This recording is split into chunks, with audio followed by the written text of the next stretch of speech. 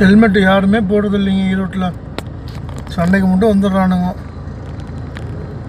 உங்கள் நல்லதுக்கு தான் வந்து இப்போ எல்லாருமே பாடுபடுறாங்க. நீங்கள் நல்லா இருந்தால் ஃபேமிலி நல்லாயிருக்கும். சரிங்களா? ஹெல்மெட் யாருமே போடுறது இல்லைங்க ஈரோட்டில்.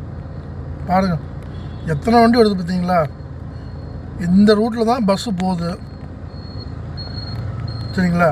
ஹெல்மெட் யாராவது போட்டால் பரவாயில்ல. ஒரு ஃபேமிலி போகுது, ஹெல்மெட்டே போடுறதில்ல. பாருங்கள், பஸ் இந்த ரூட்டில் வருது, இந்த ரூட்டில் தான் போகுது. ஆப்போசிட்டில் வரவங்களும் ஹெல்மெட் போட மாட்டுறாங்க. பாருங்க, மினி பஸ்ஸு போகுது, யாருமே ஹெல்மெட் போடுறதில்ல.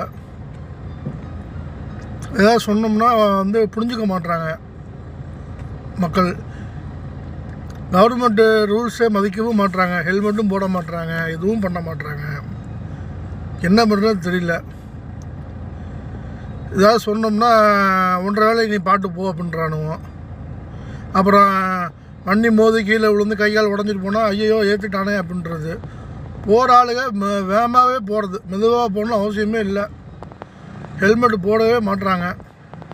கொஞ்சம் கேர்லெஸ்ஸாகவே இருக்காதீங்க, கொஞ்சம் வந்து கவனம் செலுத்துங்க. வண்டி ஓட்டும்போது டிராஃபிக் ரூல்ஸ்லாம் மதிக்கும். எல்லோரும் ரூல்ஸை கடைப்பிடிங்க எல்லோரும். சரிங்களா? யாருமே ஹெல்மெட் போடுறதில்ல. ஒரு 20 பைக் 30 பைக் பக்கம் போயிருக்கும் இது வரைக்கும். யாரும் இருந்தால் கை குழந்தைய வச்சுட்டு ஒருத்தர் போகிறார் பைக்கில், ஹெல்மெட்டே போடுறதில்ல. அங்கே பார்,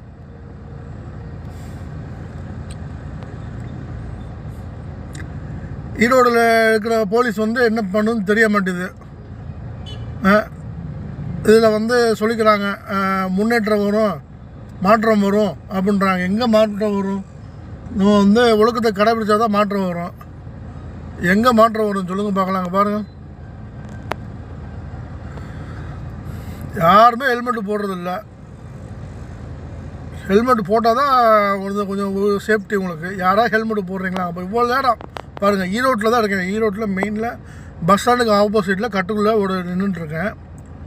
இவ்வளோ நேரம் ஆகி ஒரு ஆள் ஹெல்மெட் போட்டு போகிறாங்களா? யாருமே ஹெல்மெட்டு போடுறதில்ல.